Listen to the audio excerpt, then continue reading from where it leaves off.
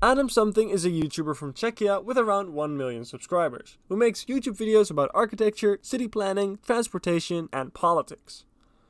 While his videos about reinventing trains and the horrible city planning of Dubai are his most viewed and popular videos, the political aspect of his channel cannot be overlooked. Even though I do not agree with all of his political opinions, I would say that our disagreements don't stem from Adam small brain, me big brain, but rather from difference in perspective and other factors. I generally have a decent amount of respect for Mr. Something when it comes to his videos about architecture or engineering, and I will occasionally still watch his political videos to sharpen the mind and stay informed about current events.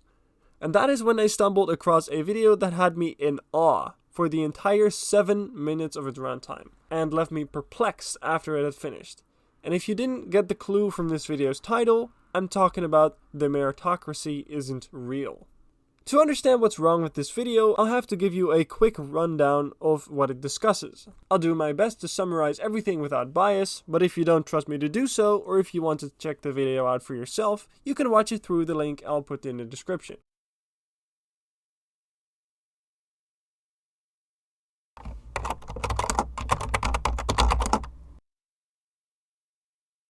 The video starts with Adam explaining that back in his edgy gamer bro days, he used to believe in something called a meritocracy. Meritocracy meaning a society where everyone is rewarded based on their merits, like effort and talent, and not based on superficial characteristics like sex or skin color. He mentioned sex and skin color specifically. How well you can do a thing determines your reward as opposed to innate characteristics such as skin color or ethnicity, which should be irrelevant. And remember this, as it will be important later. One problem I already noticed here is that he associates believing in a meritocracy, or the idea of a meritocracy itself, as something for, in his words, edgy gamer bros. He has already dismissed the idea before even starting the video, and concluded that everyone who doesn't believe that skin color or sex has much to do with your success in life is just an edgy gamer kid. The next part of the video is dedicated to Adam trying to debunk the idea of a meritocracy, and takes the video game World of Tanks as an example. He mentions that while this should be a game purely based on skill and is therefore a meritocracy, things like computer specs, internet connection, and premium purchases shift the odds towards those with more money. There is already an inherent problem with his point, however. The fact that World of Tanks is a game which has premium features, or pay-to-win mechanics, should have immediately disqualified it from being a meritocracy. If he wanted to make a compelling argument for meritocracies in video games, he could and should have chosen a better example, like Fortnite, which only has cosmetic purchases, not affecting gameplay. But even if we disregard his blatantly unsuitable example, there is still a problem with the argument itself. Adam bases his argument on the fact that people with more money have a competitive advantage in games, and this is completely true. However, he doesn't prove the point he makes in the beginning of the video in the slightest. Adam follows up with another example, this time comparing his own academic achievements to a hypothetical coeval living in Hungary. He argues that since this theoretical age mate suffers from poor environmental and socio-economical factors, his performance may be impeded, having to put in more work to achieve the same result.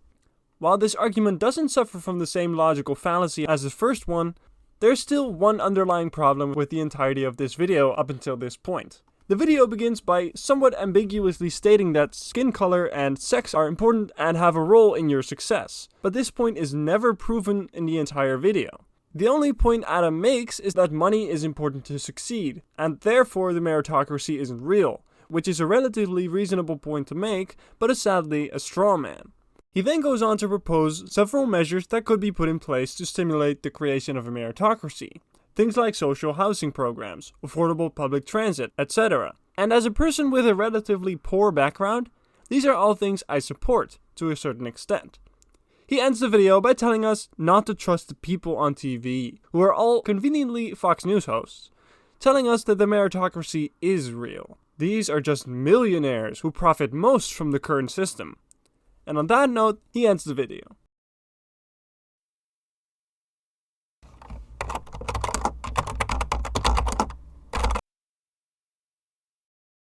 Although I've been clear throughout this video about what the problems are with Adam's statements, I'll try to summarize one of the biggest logical fallacies he presents.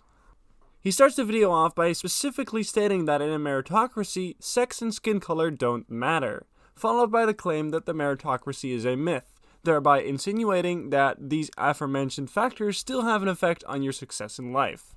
His hypothesis is very clear. The meritocracy isn't real, therefore arbitrary factors like sex and skin color still have an effect on your success. He follows this up with a strawman argument, trying to prove the meritocracy to be a myth by stating that money is important to succeed, which is very obvious. In a game where making money is the goal, having money would be a huge benefit. Nobody is arguing about this. He then ends the video by blaming the people at Fox News and other media personalities for upholding the current system. If you're paying attention, you will notice that Adam never attempts to prove that ethnicity or sex have anything to do with your success in life, even though he states this in the beginning of his video.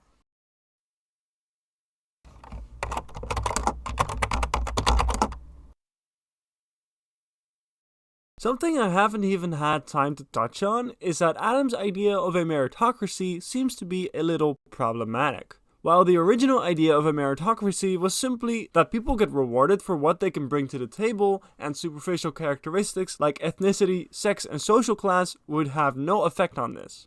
The things that really matter are talent, effort, and achievement. Let's take a special look at that last one, achievement.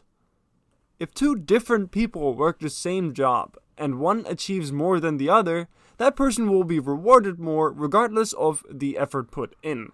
One of the workers might have a reason for achieving less with the same amount of effort. These reasons might be valid, but it is unfair to ask the employer to reward the same for less output.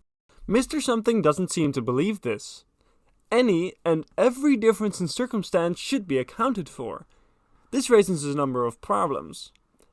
I took the liberty to study the 3 Fox News hosts Adam showed as examples, and who he called millionaires. And yes, they are millionaires. But only some of them started out that way. Keyword some.